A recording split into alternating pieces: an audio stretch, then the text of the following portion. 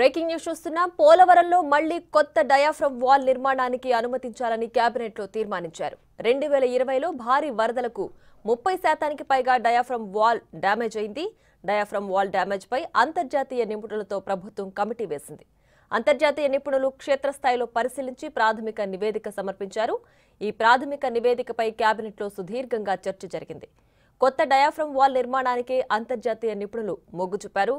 కొత్త diaphragm wall నిర్మాణానికి 1000 కోట్లకు పైగా ఖర్చవుతుందని అంచనా వేస్తున్నారు.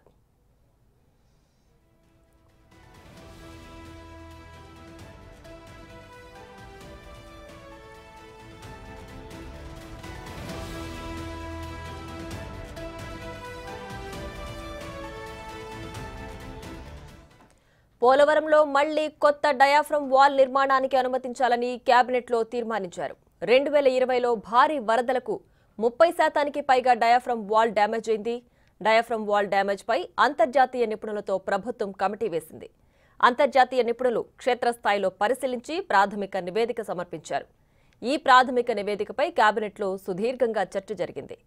కొత్త డయాఫ్రమ్ వాల్ నిర్మాణానికి అంతర్జాతీయ నిపుణులు మొగ్గు చూపారు. కొత్త డయాఫ్రమ్ వాల్ నిర్మాణానికి 1000 కోట్లకు పైగా ఖర్చవుతుందని అంచనా వేస్తున్నారు.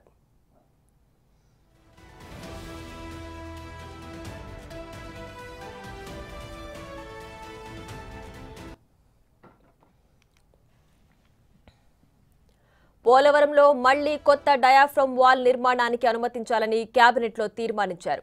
2020లో భారీ వరదలకు 30% పైగా డయాఫ్రమ్ వాల్ డ్యామేజ్ అయింది.